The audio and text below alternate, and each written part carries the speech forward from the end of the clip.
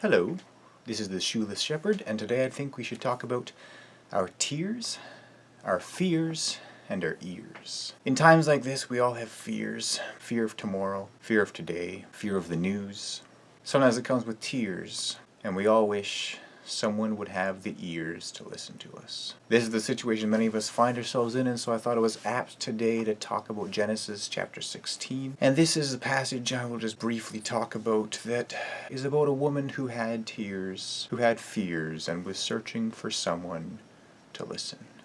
In this passage, Hagar is in a tough spot. She was despised by Sarai, her master, because she had become pregnant when Sarai couldn't become pregnant, and it became this whole fiasco between them. And so she was abused by her master, and she ran away, afraid of what might happen to her, afraid of what might happen to her child. And she was crying out for someone to listen to her.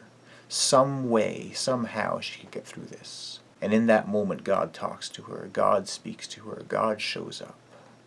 If we turn to Genesis 16:11, this is just a short bit at the end of the story of what happens. It says, "The angel of the Lord said to her, 'You are pregnant, and you're about to give birth to a son. You are to name him Ishmael, for the Lord has heard your painful groans. He will be a wild donkey of a man, and he will be hostile to everyone, and everyone will be hostile to him, and he will live away from his brothers.'" So Hagar named the Lord who spoke to her. She said, "You are the God who sees." For she said, "I have seen one who sees me." The God who sees. There are too many ears for the strong, and never enough for the weak. It is models with more muscle than clothing who get the TV interviews, magazine articles, all the fame.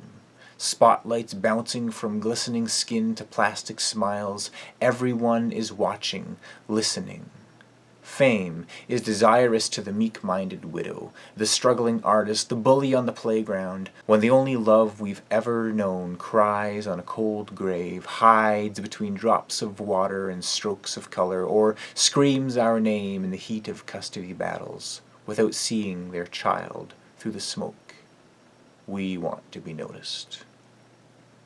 God doesn't see us and then complain at our pain.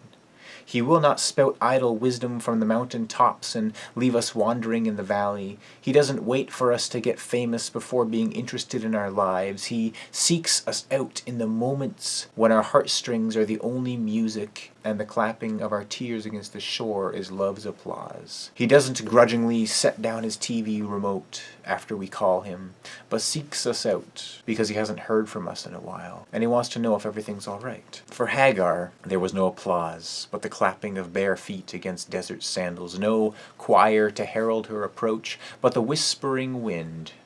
She was alone, driven off by her master out of spite, and a child grew inside of her, destined to be a slave, weak and forgotten. But God doesn't look for the ones with cameras pointed at them, high and proud, all put together. Matthew 6:5 talks of those who see themselves and wish to be seen.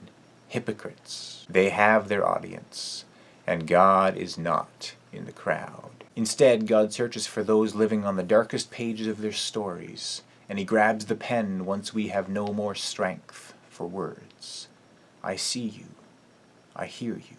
I care. He writes with piercing flashes of white in the darkness of our storm, lets us cry out our clouded hearts. And it's not a one-time deal. He says, "I will be with you always, even until the end of the age." For Hagar, God looked like a son.